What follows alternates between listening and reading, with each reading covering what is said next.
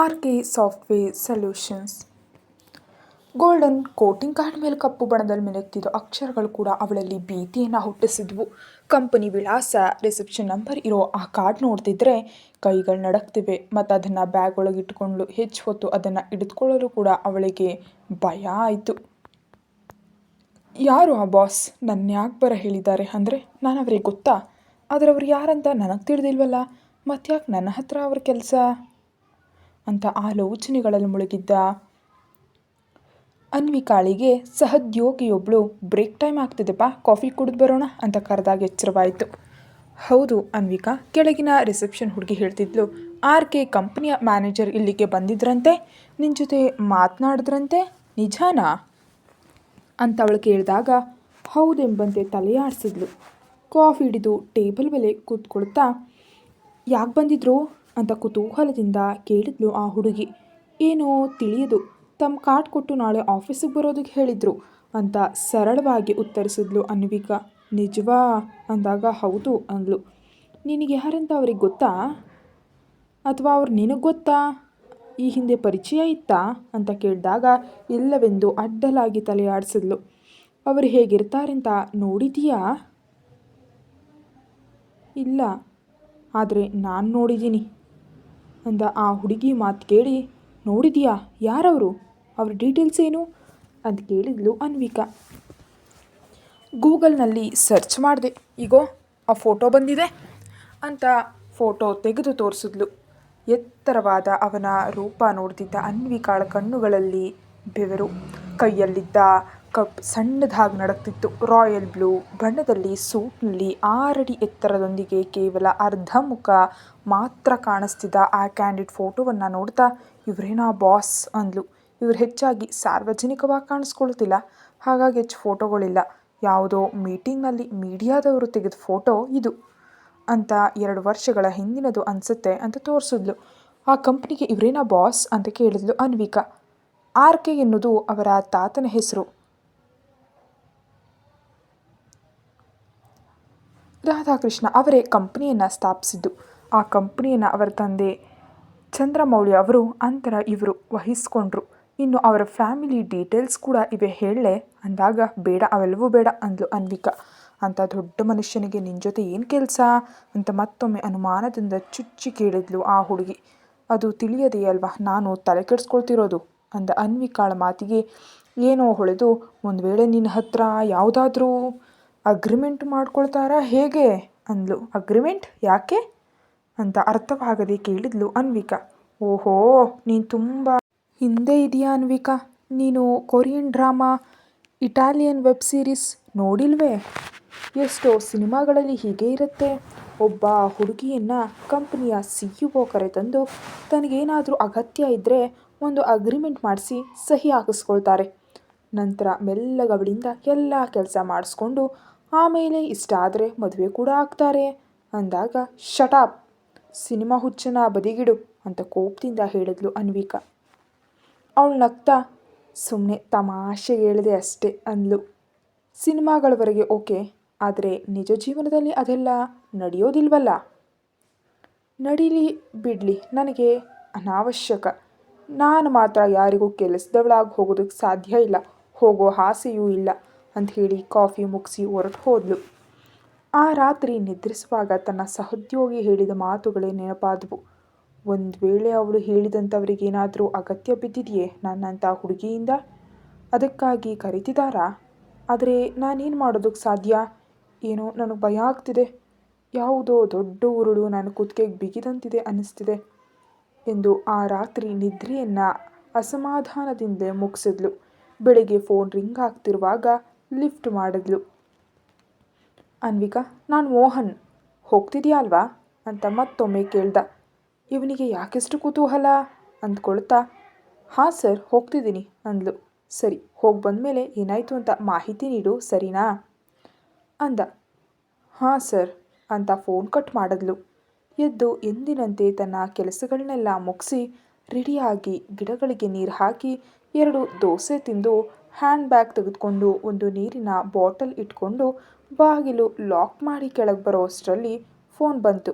ಮತ್ಯಾರು ಅಂತ ನೋಡಿದ್ರೆ ಅನ್ನೋನ್ ನಂಬರ್ ಲಿಫ್ಟ್ ಮಾಡಿದ್ಲು. ಅಮ್ಮ, ನಾನು ಕೃಷ್ಣ ಅಂದ ಕೃಷ್ಣ.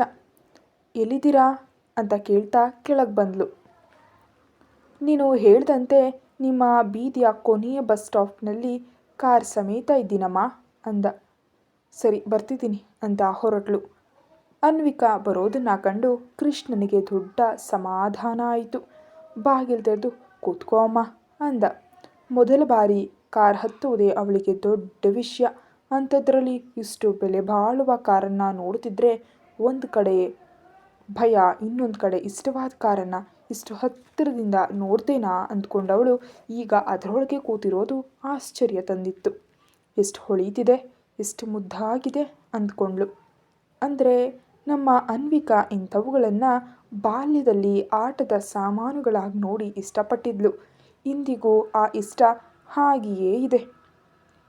ಕಾರ್ ಹೊರಗೆ ಮಾತ್ರವಲ್ಲ, ಒಳಗೆ ಕೂಡ ಮೃದುವಾದ ಕುಷನ್ ಮೇಲೆ ಕುಳಿತರೆ ಸುಸ್ತಾಗೋದಿಲ್ಲ ಎನ್ನುವಷ್ಟು ಸೌಕರ್ಯ ಇರೋದನ್ನು ನೋಡಿ ಮುಟ್ಟಿದ್ರೆ ಎಲ್ಲಿ ಕೆಟ್ಟು ಹೋಗುತ್ತೋ ಅನ್ನುವಂತೆ ಸೀಟಿಗೆ ತಾಗದಂತೆ ಕೂತ್ಲು. ರಂಗ ಕಾರ್ ಸ್ಟಾರ್ಟ್ ಮಾಡ್ತಿದ್ದಂತೆ ಅನ್ವಿಕಾಳ ಹೃದಯ ವೇಗ ಹೆಚ್ಚಿತು. ಹಸ್ಲು ಅವಳೆಲ್ಲಿ, ಈ ಕಾರಲ್ಲಿ ನೋಡಿ ಸಂತೋಷ ಪಡ್ತಿದ್ದವಳು ಇಂದು ಈ ಕಾರ್ನಲ್ಲಿದ್ದಾಳೆ. ಹೋದ್ಮೇಲೆ ಏನಾದರೂ ಆಗಲಿ, ಏನಾದರೂ ಮಾತಾಡಲಿ, ಆದರೆ ಈ ಕ್ಷಣ ಅವಳ ಕನಸಿನಲ್ಲೂ ಊಹಿಸದ ವಿಷಯ ಈಗ ನಿಜವಾಗಿದೆ. ಈ ಕ್ಷಣವನ್ನು ಆಸ್ವಾದಿಸಿದ್ರೆ ಸಾಕು ಅಂದ್ಕೊಂಡು ಮನಸಾರೆ ಉಸಿರು ತೆಗೆದು ಕಾರನ್ನು ನೋಡ್ತಾ ಇದ್ಲು. ಕಳೆದ 4 ದಿನಗಳಿಂದ ಇದೇ ಕಾರನ್ನು ನೋಡಿ ಭಯದಿಂದ ನಡುಗಿದ್ಲು. ಆದರೆ ಇಂದು ಅಷ್ಟು ಭಯವಿಲ್ಲ. ಯಾಕೋ ಏನೋ, ಬಹುಶಃ ಇಂದು ಅವಳಿಗೆ ಇಷ್ಟವಾದ ಕಾರಣ ಇರಬಹುದು. ಹಾರ್ಟ್ ಬೀಟ್ ಹಾಗೆ ಏರಿತ್ತು. 1/4 ಗಂಟೆಯ ಪ್ರಯಾಣದ ನಂತರ RK ಎಂಬ ಬೆಳ್ಳಿಯ ಬಣ್ಣದ ಅಕ್ಷರಗಳೊಂದಿಗೆ ಗರ್ವದಿಂದ ನಿಂತಿದ್ದ ಆ ಭವನವನ್ನು ನೋಡ್ತಾ ಕೃಷ್ಣನ ಹಿಂದೆ ಒಳಗೆ ಹೋದ್ಲು. ಅಮ್ಮ, ನೀನು ಹಾಗೆ ಹೋಗಿ ಕೂತ್ಕೋ, ಕೇವಲ 5 ನಿಮಿಷದಲ್ಲಿ ಬರ್ತೀನಿ ಅಂತ ಹೇಳಿದ ಕೃಷ್ಣ. ಸರಿ ಎನ್ನುತ್ತಾ ರಿಸೆಪ್ಷನ್ನಿಂದ ಸ್ವಲ್ಪ ದೂರ ಇದ್ದ ಕುರ್ಚಿಯಲ್ಲಿ ಕೂತ್ಲು. ಬಾಸ್ ಬಂದಿದ್ದೀರಾ ಅಂತ ಕೇಳ್ದ ಕೃಷ್ಣ. ಇನ್ನೂ ಬಂದಿಲ್ಲ ಅಂತ ಉತ್ತರಿಸಿದ್ಲು ರಿಸೆಪ್ಷನಿಸ್ಟ್. ಸರಿ, ಬಂದರೆ ತಕ್ಷಣ ಮಾಹಿತಿ ನೀಡು ಅಂತ ಹೇಳಿ ಅನ್ವಿಕಾಳ ಬಳಿ ಹೋಗಿ, ಸರಿ ಇನ್ನೂ ಬಂದಿಲ್ಲಮ್ಮ, ಸಮಯ ಇದೆ ಅಲ್ವಾ, ಬರ್ತಾರೆ, ಟೀ ಕಾಫಿ ಏನಾದರೂ ಕುಡಿತೀಯಾ ಅಂತ ಕೇಳ್ದ. ಬೇಡ ಸರ್, ಟಿಫಿನ್ ಮಾಡಿ ಬಂದಿದ್ದೀನಿ, ಅವರು ಬಂದಮೇಲೆ ತಿಳಿಸಿ ಅಂದ್ಲು. ಸರಿ ಅಮ್ಮ ಅಂತ ಹೊರಟು ಹೋದ ಕೃಷ್ಣ. 5 ನಿಮಿಷ ಅಂತದ್ದು ಅರ್ಧ ಗಂಟೆಯಾಯಿತು. ಕೃಷ್ಣ ಬರಲಿಲ್ಲ. ಆ ಬಾಸ್ ಕೂಡ ಬರಲಿಲ್ಲ. ಪಕ್ಕದಲ್ಲೇ ಇದ್ದ ಬಿಸ್ನೆಸ್ ಮ್ಯಾಗಝೀನ್ ತೆಗೆದ ಅನ್ವಿಕಾ ನಿನ್ನೆ ತನ್ನ ಸಹೋದ್ಯೋಗಿ ತೋರಿಸಿದ ಫೋಟೋದಂತೆಯೇ ಇರೋದನ್ನು ಕಂಡು ಶಾಕ್ ಆದ್ಲು. ಆದರೆ ಈಗ ಮುಖ ಬಹಳ ಸ್ಪಷ್ಟವಾಗಿ ಕಾಣಿಸ್ತಿತ್ತು. ನೋಡ್ತಿದ್ದ ಅನ್ವಿಕಾಳ ಕಣ್ಣುಗಳು ದೊಡ್ಡದಾದವು. ಅವನ ಮುಖದಲ್ಲಿ ನಗು ಇರಲಿಲ್ಲ. ಬಹಳ ಸೀರಿಯಸ್ ಆಗಿದ್ದ. ಆ ಗಾಢ ಕಂದು ಬಣ್ಣದ ಕಣ್ಣುಗಳನ್ನ 2 ಸೆಕೆಂಡ್ ನೋಡಿದ್ರೆ ಸಾಕು ನಡುಕ ಹುಟ್ಟುವಷ್ಟು ಶಾರ್ಪ್ ಆಗಿದ್ವು. ಯಾಕೆ ಅವನನ್ನು ನೋಡಿ ಇಷ್ಟೊಂದು ಭಯ ಪಡ್ತಿದ್ಯಾ ಅಂತ ಹೇಳಿದ ಮನಸ್ಸಿಗೆ. ಅದು ನಿನ್ನ ಫೋಬಿಯಾ ಅಂತಿತು ಮೆದುಳು. ಒಂದು ವೇಳೆ ನಿನ್ನ ಜೊತೆ ಮರ್ಯಾದೆಯಿಂದ ಮಾತನಾಡೋ ಪುರುಷರನ್ನು ನಿನ್ನ ಮೆದುಳು ತಕ್ಷಣ ಗುರುತಿಸಿ ಆ ಭಯವನ್ನು ನಿನ್ನ ಹತ್ರ ಬರದಂತೆ ಮಾಡುತ್ತೆ. ಅವರು ನಿನಗೆ ಇಷ್ಟವಾಗ್ತಿದ್ರೆ ಅಥವಾ ಹಾನಿ ಮಾಡ್ತಾರೆ ಅಂತ ತಿಳಿದ್ರೆ ನೀನು ಮೂರ್ಛೆ ಹೋಗೋ ಅಪಾಯವಿದೆ ಅಂತ ಮೆದುಳು ಎಚ್ಚರಿಸ್ತು. ಹೀಗೆ ಹೇಳಿ ನನ್ನನ್ನು ಭಯಪಡಿಸ್ಬೇಡ ಅಂತ ಮನಸ್ಸು ಮತ್ತು ಮೆದುಳನ್ನು ನಿಯಂತ್ರಿಸಿಕೊಳ್ಳುತ್ತಾ ದಾಹವಾಗಿದ್ದರಿಂದ ನೀರು ಕುಡಿದ್ಲು. ಅರ್ಧ ಗಂಟೆಗೆ 1 ಗಂಟೆ ಕಳೆಯಿತು. ಕುಳಿತು ಕುಳಿತು ಕಾಲು ನೋವು ಬರ್ತಿದೆ. ಯಾಕೆ ಹೀಗೆ ಬಿಟ್ಬಿಟ್ಟಿದ್ದಾರೆ? ಇವನಿಗೆ ಟೈಮ್ ಸೆನ್ಸ್ ಇಲ್ವಾ?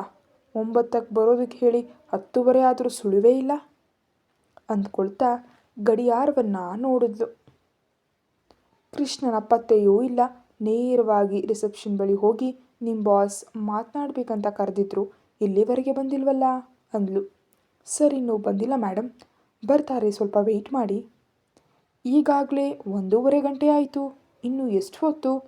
ಪ್ಲೀಸ್ ಮೇಡಮ್, ಸರ್ ನಿಮ್ಮನ್ನು ಕರೆದಿದ್ದಾರೆ ಅಂದರೆ ಏನೋ ಮುಖ್ಯವಾದ ವಿಷಯ ಇರುತ್ತೆ, ಬರಲು ಸಾಧ್ಯವಾಗದ ಪರಿಸ್ಥಿತಿಯಲ್ಲಿ ಇರಬಹುದು, ಪ್ಲೀಸ್ ಅಂತ ರಿಕ್ವೆಸ್ಟ್ ಮಾಡಿದ್ಲು. ಬೇರೆ ದಾರಿ ಇಲ್ಲದೆ ಕೂತ್ಲು. ಮಧ್ಯಾಹ್ನ 1 ಗಂಟೆ ಆಯಿತು. ಅನ್ವಿಕಾಳಿಗೆ ಬಹಳ ಕೋಪ ಬಂತು. ಮೋಹನ್ ರಜೆ ನೀಡ್ತೇನೆ ಅಂದರೂ ಬೇಡವೆಂದು 1 ಗಂಟೆ ಪರ್ಮಿಷನ್ ಕೇಳಿದ್ಲು. ಆದರೆ ಇಲ್ಲಿ ಒಂದು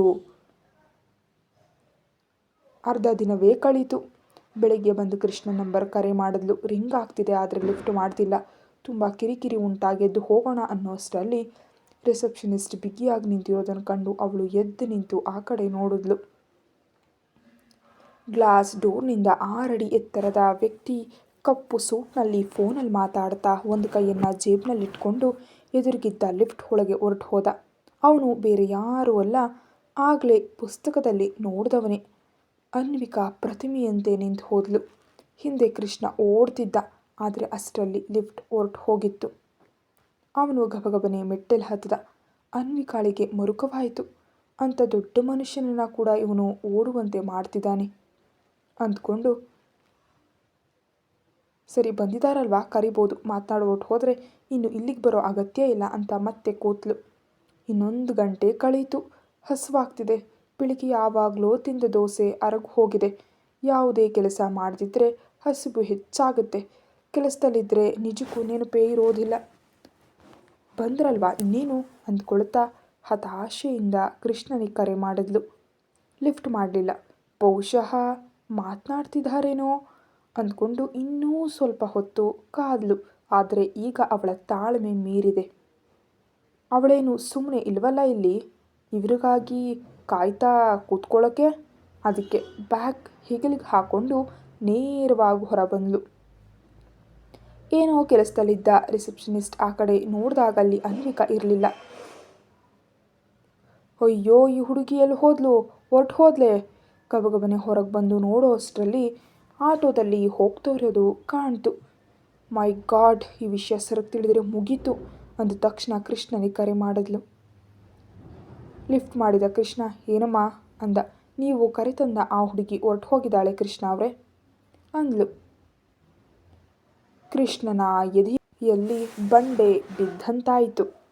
ಎದುರಿಗೆ ಫೋನಲ್ಲಿ ಮಾತಾಡ್ತಾ ಯಾರನ್ನೋ ಮಾತುಗಳಿಂದಲೇ ಕೊಲ್ಲುವಂತೆ ಎಚ್ಚರಿಸ್ತಿರೋ ಬಾಸನ್ನು ಕಂಡು ಈಗ ಈ ವಿಷಯ ತಿಳಿದರೆ ಅಂತ ಆತಂಕಗೊಂಡ. ಅವರು ಬಂದಾಗಿನಿಂದ ಅನ್ವಿಕಾ ಬಂದಿದ್ದಾಳೆ ಅಂತ ಹೇಳಲು ಕೂಡ ಸಮಯ ಇರಲಿಲ್ಲ. ಅವನ ವೇಳಾಪಟ್ಟಿ ಹಾಗಿತ್ತು. 2 ಮೀಟಿಂಗ್ ಅಟೆಂಡ್ ಮಾಡಿ ಬಂದಿದ್ದಾನೆ. ಇಂದು ಬಹಳ ಕೆಲಸಗಳಿವೆ. ಅದಕ್ಕೆ ಅನ್ವಿಕಾಳನ್ನು ಭೇಟಿಯಾಗೋದಕ್ಕೆ ಸಾಧ್ಯವಾಗಲಿಲ್ಲ. ನೋಡಿದ್ರೆ ಆ ಹುಡುಗಿ ಹೊರಟು ಹೋಗಿದ್ದಾಳೆ. ಒಂದು ವೇಳೆ ಈಗ ಅವಳನ್ನು ಕರೆಯೋದಕ್ಕೆ ಹೇಳಿದ್ರೆ ಹೊರಟು ಹೋಗಿದ್ದಾಳೆ ಅಂತ ಹೇಳಿದರೆ ಸಾವೇ ಗತಿ. ಹೋಗಲಿ, ಕಷ್ಟಪಟ್ಟು ಹೋದರೂ ಅನ್ವಿಕಾ ಮತ್ತೆ ಬರ್ತಾಳೆಂಬ ನಂಬಿಕೆ ಇಲ್ಲ. ಮುಂದೆ ಹಳ್ಳ ಹಿಂದೆ ಕೊಳ್ಳ ಎಂಬಂತಾಗಿದೆ ಕೃಷ್ಣನಿಗೆ. ಆ ಹುಡುಗಿಯನ್ನು ಬರೋದಕ್ಕೆ ಹೇಳಿ ಕೃಷ್ಣ ಎಂಬ ಮಾತು ಕೇಳಿ ಗಂಟಲಲ್ಲಿ ಹಸಿ ಬಾಳೆಕಾಯಿ ಸಿಕ್ಕಾಕೊಂಡಂತಾಯಿತು.